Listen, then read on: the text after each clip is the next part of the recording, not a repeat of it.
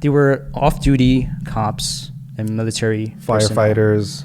They were part of the riot, and they actually flashed their badges trying to get in. Some were taking selfies with the on-duty police officers, Capitol Police, that were there. But what do you mean something like they were smiling too? The police officers that were on duty, like, hey, yeah, like it's all good. We're buddies. Buddy. That's crazy. And you have like it just suspicious to me. Right there is just a show of two Americas, and the crazy part is both sides think they're on the good side, and the other side is evil.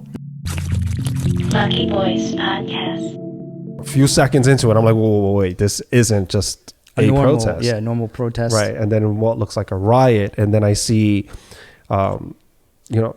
clips on social media where police officers are backing up. They're retreating, and then you see members of the Senate locked in, barricaded into a room, a large conference room. Yeah. And having these big plastic bubbles around their head, I guess is for any kind of gas attack. Gas, yeah. Right. If you saw some of the images from the news clippings and from social media, you saw that they were busting in. You see one cop who was like trying to get away from a group of rioters, and he's backing up with swinging, telling them to back up, but they just kept coming up the stairs, kept charging. And it was scary for him because he was throughout the whole clip, and there was some guy recording it from behind, but he was just alone by himself. So obviously he was scared, and he was trying to find some backup, but backup wasn't there. And the crazy thing is, there was so low police presence. You kind of think like, that's crazy. Yo, right? this is like some kind of inside job, or some people called out specifically not to come in. It's insane. Are there rumors of that? There's rumors of that. Yeah, there was rumors where there were the National Guard was asked to come in, but they decided last minute, 3 days before, that it's not necessary. Because the Capitol Police, they were presented for additional backup. So they gave that order like, hey, don't go. We don't need it. We don't need the additional backup. That's the Capitol Police. That's insane.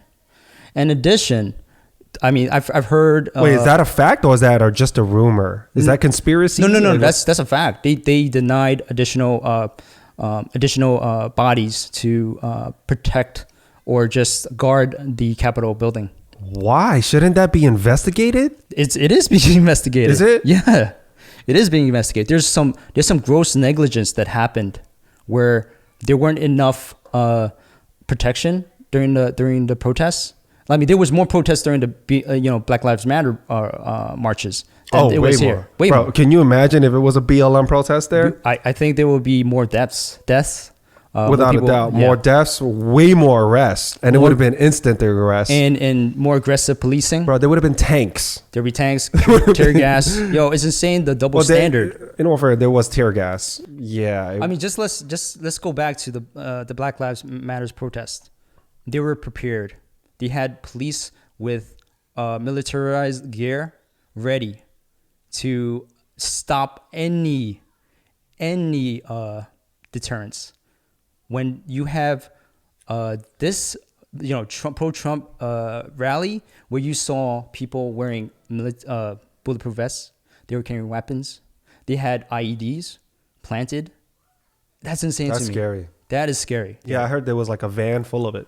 Oh, a van? I heard there were like book bags around the DNC and RNC offices, like planted right outside the building. So it was really close to the Capitol building. How could they get away with that and just march right in with the Confederate flags and go into Pelosi's desk, taking a piece of letter? How did they get away with that? Not just taking, and then posting on social media, being braggadocious about it, thinking that nothing's gonna happen to you. That's insane. I didn't say just that. The privilege that involved with that, and the audacity and the entitlement. Did you see video clips of people who broke into the chamber? They were actually taking photos of documents. No. Yeah, and they were taking documents from the chambers.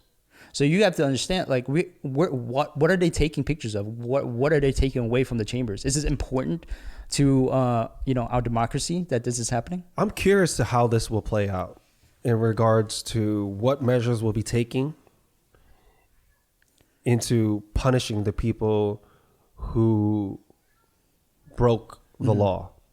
Now, I understand the protests. They have every right to protest and be there just with any other protest.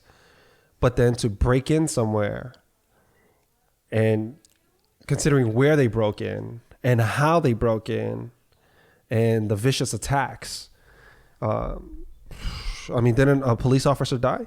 Yeah. Then they drag him out and beat him? Yeah. He died of his injuries at the hospital. That's fucking crazy. Yeah. I mean, there's other deaths too, but some were like emergency, like they had a heart attack or something. But there was a woman, a protester, a rioter, who tried to go through a window and then she got shot and she died as well. So that's unfortunate. You know, that should never happen. Right. But people did get hurt. And the crazy thing is, like, from what I've been reading, there were off-duty cops and military firefighters. Personnel. They were part of the riot, and they actually flashed their badges trying to get in. Some were taking selfies with the on-duty police officers, Capitol Police, that were there. What do you mean something like they were smiling too? The police officers that were on duty, like, hey, yeah, like it's all good. We're buddies. Buddy. That's crazy. And you have like it just suspicious to me is that were they part of this, or were they just gross negligent and just like, okay, we didn't think anything of it. You know, they were peaceful at that point, and then, you know, they wanted to just come closer, so we let them in. You know, they were flashing badges. Right there is just a show of two Americas, and the crazy part is both sides think they're on the good side, and the other side is evil. Mm-hmm. That's the crazy thing. Like, they're not purposely trying to be evil. In their minds, they think that they're the good guys and that they've been jerked. Mm. That's the thing. Yep. Like, they're not trying to be evil. They really believe what they believe. They believe that they're fighting for justice and good against the evil that are rigging the system. So they're going hard at it. Yeah. But right? I'm just trying to play a little, you know, psychology behind the thinking of why this happened. Inherently, they think that they're doing the right thing. Right. Even though it's clearly wrong. Right. Even though it's clearly wrong. But enough of them get together and they're in this echo chamber of news telling them that, yo, this is bullshit. Yeah. And that your votes, it was stolen and we won the election. So we're thinking our team has lost when our team was supposed to win, and the refs were playing for the other team, so to speak. Right.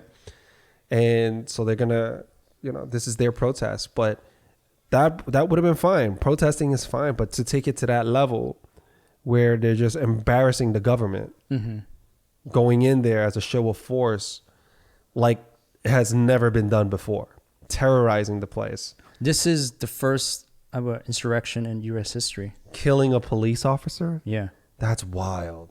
Just imagine if that happened in BLM. That's... Oh, it's over. Yeah, it's over. It's over. There'll be like lockdown.